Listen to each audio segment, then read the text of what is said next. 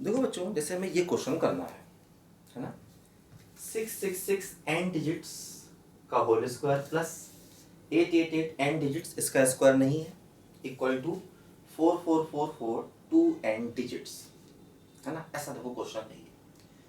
मतलब देखो, जैसे अगर हम इसके छोटे बेसिक में जाएं, जैसे कि मान लो अगर हम 6 स्क्वायर करें प्लस 8 करें तो देखो क्या आएगा ये, है ना।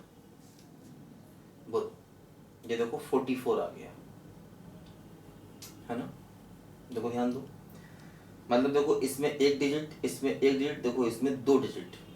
देखो जैसे अगर हम 6 की पावर 3 करें, है ना, और 88 करें, है ना, तो ये 444 आ जाना चाहिए, है ना। ठीक है, देखो एन डिजिट्स यहाँ पर क्या है, देखो सॉरी 66 का होल स्क्वायर प्लस 88। जैसे इसमें दो डिजिट है तो इसमें भी दो डिजिट है, इसमें देखो 4 डिजिट है ना। वही देखो यहाँ पर है, इसका स्क्वायर है, इसका स्क्वायर नहीं है, मतलब ऐसा कुछ ये क्वेश्चन है। इन जनरल क्वेश्चन देखो यहाँ पर है। देखो ध्यान दो, अब कैसे किया जाए इसको। देखो एक बात ध्यान दो, जैसे मान लो हमारे पास अगर 66 है तो इसको 6 प्लस 60 लिख सकते हैं, है ना।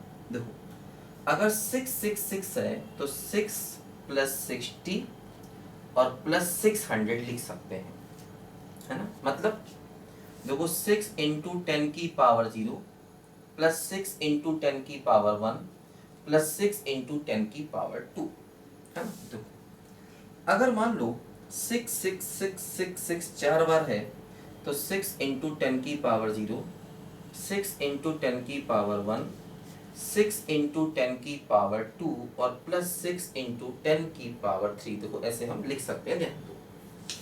इसी प्रकार देखो अगर 6 6 6 6 6 6 मान लो n डिजिट्स हमारे पास है तो क्या होगा, देखो 6 इंटू 10 की पावर 0, 6 इंटू 10 की पावर 1, 6 इंटू 10 की पावर 2 से लेकर के देखो 6 इंटू 10 की पावर n-1 हम लिख सकते हैं इसको, है ना। अभी देखो जैसे यहाँ पर 3 डिजिट थी तो लास्ट में 10 की पावर 2 है, 4 डिजिट हैं तो लास्ट में 10 की पावर 3 है, तो इसी प्रकार n डिजिट्स हैं तो लास्ट में 10 की पावर n-1 है। देखो ध्यान दो, इन सब में से अगर हम 6 को कॉमन ले लें तो आएगा 1 प्लस 10 प्लस 10 स्क्वायर से लेकर के 10 की पावर n-1।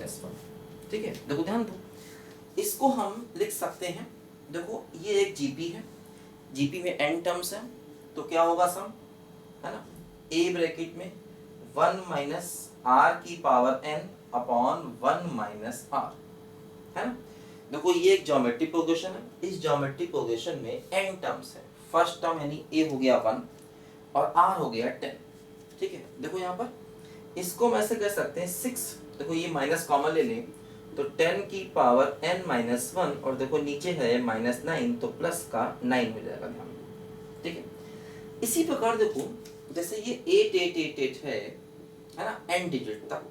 ठीक है, ये 888 देखो यहाँ पर n डिजिट तक है, इसको भी हम इसी मेथड से लिख सकते हैं। देखो ये क्या हो जाएगा, ये हो जाएगा 8/9 ब्रैकेट में 10 की पावर n-1। देखो इसको हम ऐसे लिख सकते हैं ना।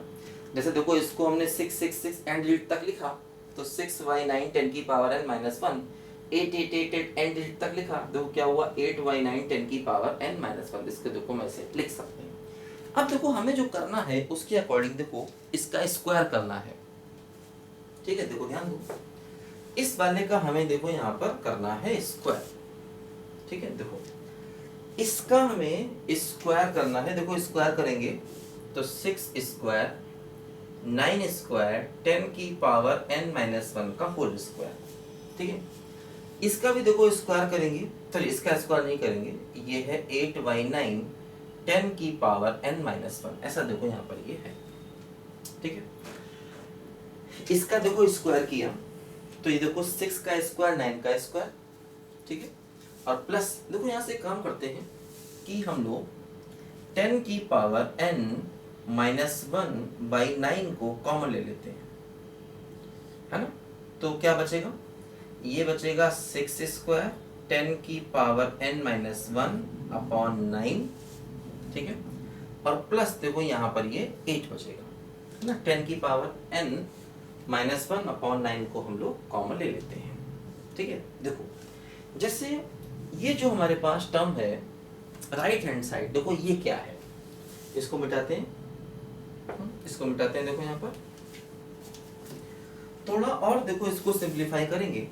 देखो ये जो राइट हैंड साइड में अपने पास टर्म्स है 444 की पावर 2n, देखना पड़ेगा आखिर ये क्या बनता है।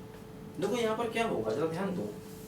एलसीएम लें 10 की पावर n माइनस 1 अपॉन 9, देखो 9 एलसीएम लेंगे तो ये हो जाएगा 72, है ना। तो 6 स्क्वायर ब्रैकेट में 10 की power n minus 1 plus 72 upon 9, देखो ये हो गया 10 की पावर n माइनस 1 अपॉन 9, ठीक है। देखो यहाँ पर ये 6 स्क्वायर कॉमन ले ले पूरे में से, है ना।